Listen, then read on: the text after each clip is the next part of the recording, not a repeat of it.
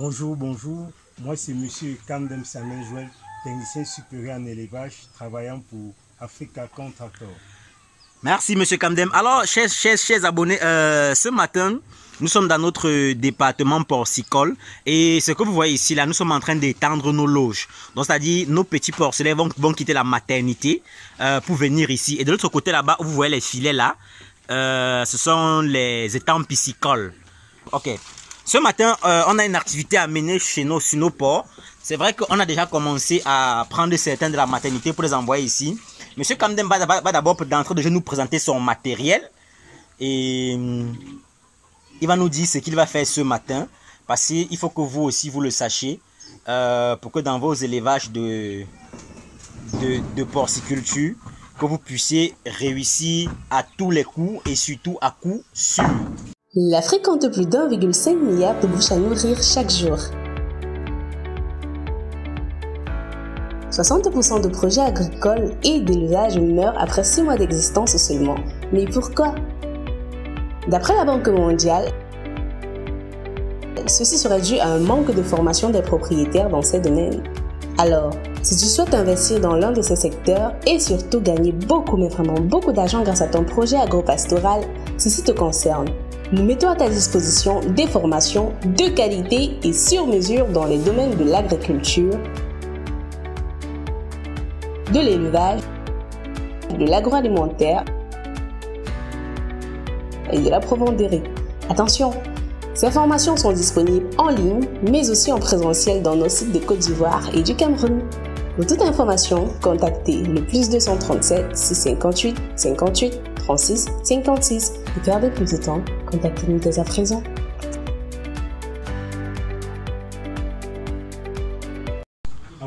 Bonjour, bonjour. Salut la famille. Bienvenue sur notre chaîne.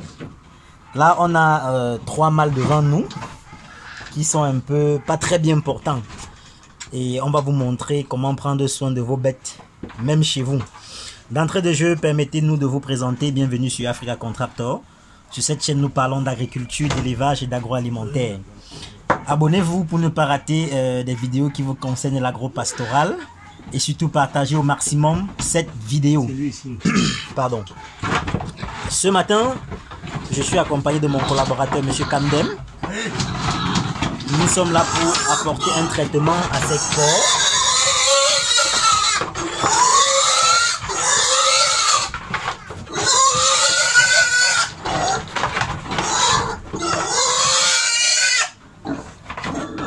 Vous voyez, il y a une technique pour calmer la bête. Donc, quand la bête est agitée, sachez comment vous y prendre.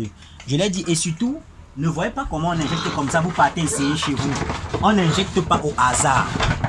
Parce que si vous essayez ça chez vous, sans au préalable avoir une formation adéquate, quand il y aura du fiasco, ne dites pas qu'on a vu ça chez Africa Contractor.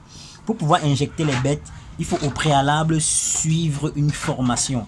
On n'injecte pas au hasard. On n'injecte pas n'importe quel produit.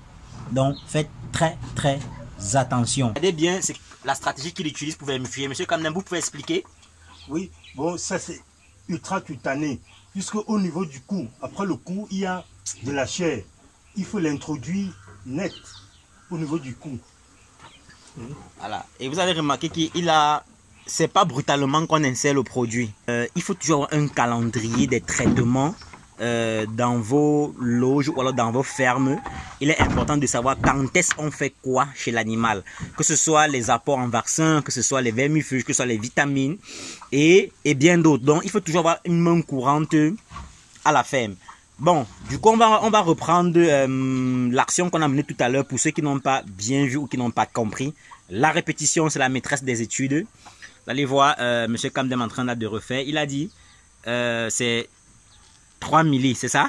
Ici, c'est 2 milli. Voilà, tout à l'heure, c'était 3 milli, maintenant, c'est 2 milli. Pour 2 raisons. C'est que c'est en fonction du poids et de l'âge de la bête. Donc, ça ne se donne pas à la bête comme ça, à la volée ou au hasard. Donc, c'est en fonction du poids et de l'âge de la bête.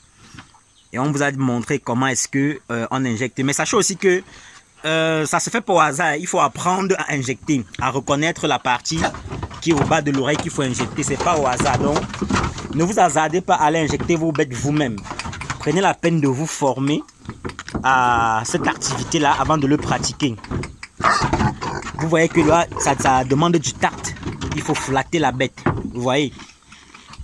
Il faut flatter la bête. Et après avoir flatté la bête, il faut savoir où injecter exactement. J'espère qu'on se comprend. Donc ne vous hasardez pas à aller injecter vos bêtes vous-même sans maîtrise. Et après vous allez les perdre et dire que non, c'est Africa Contractor qu'on a vu comment on injecte les bêtes. Non, non. Au préalable, prenez la peine d'avoir une formation de base qui est très nécessaire pour réussir cette activité-là. Ceux-ci sont un peu, on va dire ça comment? Ceux-ci sont un peu très bougeants, mais il faut avoir la stratégie pour le flatter, pour le ramener et pour pouvoir administrer le soin pour lequel vous êtes venu. Voilà, vous voyez que c'est de la stratégie, c'est pas au hasard. Et c'est très important, ça vous permet aussi de raccourcir un peu, ou alors du moins de minimiser vos dépenses. Il est important, quand vous pratiquez de l'élevage, de maîtriser quelques bases de notions vétérinaires, ou alors de maîtriser des petites notions vétérinaires pour vous éviter un certain nombre de choses. Raison pour laquelle la formation n'est pas seulement sur l'alimentation, sur les vaccins et autres, non. Une formation d'être complète avec les premiers soins vétérinaires, c'est important. Pour vous permettre de ne pas déplacer un vétérinaire tout le temps.